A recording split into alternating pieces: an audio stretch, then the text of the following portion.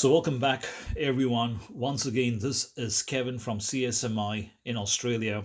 Today, I'm going to share with you my new Jeti DC14 radio.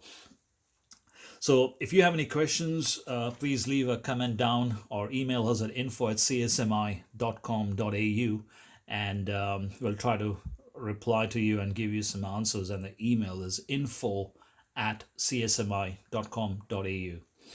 So why DC16? Now, most radios out there in the market are designed for planes, and they have all the terminology based on a plane.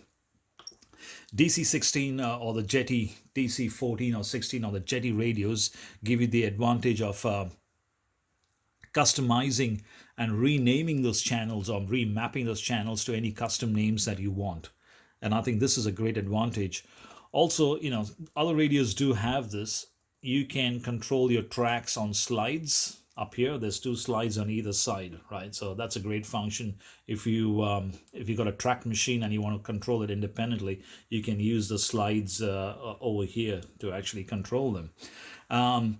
You have a dial knob, and what the dial knob does is you can control your pump, and it'll tell you a percentage if you increase the volume, which you can on this particular radio. So here is my volume button, and watch what happens.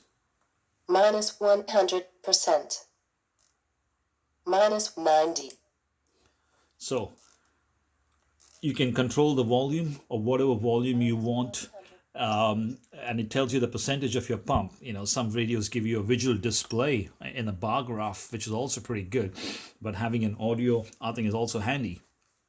It's got a pretty informative screen. There's another cool function that I have set up on my radio. If I have a quick connect, I want my three-way switch to be in this position, simply because if I push it up, it's open.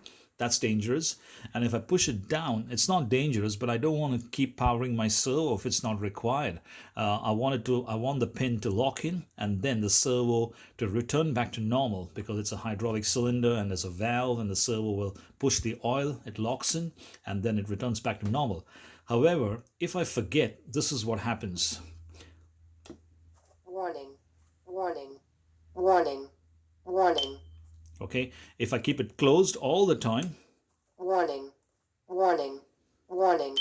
Okay, so I think it's a cool function to have something like this. So it tells you, what position, especially if you're far away from your excavator and you don't know what position your quick connect is. So you can clearly get an audio signal that tells you what position it is in. Some extras that I've added is actually these 3D gimbals on there. So if I'm having a grab, I can rotate it, open and close it using these little potentiometers on my joystick. This is an accessory that you can buy and you can add to the radio. Let's go into the menu, and I'll show you something inside the menu up there. So you click the button once, the menu, it takes you in there. You click it again, it takes you, you then click into the bigger jog dial button. It takes you into the menu. And then you can see the servo assignment. Now, let me bring the screen up more closer so you can see what I'm trying to share with you up here. So, as you can see, I've custom named all my functions. I'm not using any aviation terms. I've got the grab open, which is probably controlled by this switch. Then I've got the bucket, I've got the tracks, I've got the screen, I've got the slew, I've got nothing assigned to channel 8. I've got a hydraulic pump. I have a quick connect, grab, rotate. Stick is the part that's connected to the boom of the excavator. Then I've got a switch assigned for engine starting. And then I've got channel number 14 left crank. So this way you've got more control and you're not scratching your head, because you got clear visibility what channel is assigned to what. So when you actually go into the fine-tuning mode, which then takes you into the mixing mode, you can see that I've mixed my boom with my hydraulic pump, so that when I flick a switch, for example, I can easily control the boom, the slew, or the bucket using the hydraulic pump, and hence there's a mix function over there.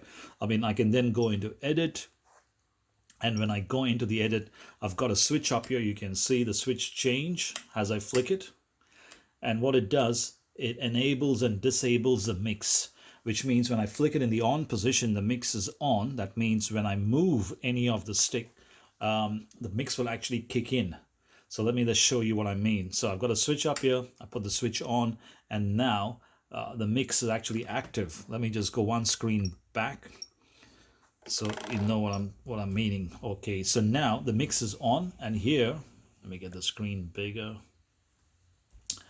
Here you can see that the mix is active. When I flick a switch, sorry, wrong switch. So mix is on, and you can see number 9, which is my hydraulic pump, is now connected to 12, right? Or 9 is connected to 7, which is my stick. So if I take it off, then only the slew and the stick will work. The pump, which is number 9, is stationary, and that's because of a switch is controlling the mix. So, you know, these are some of the functions that are pretty handy. It's clearly laid out, and it's pretty handy to have a radio like this. The best part is if you wanted to upgrade, you just buy the software and you can increase the number of channels on the radio. So the DC14 originally only comes with 8 channels.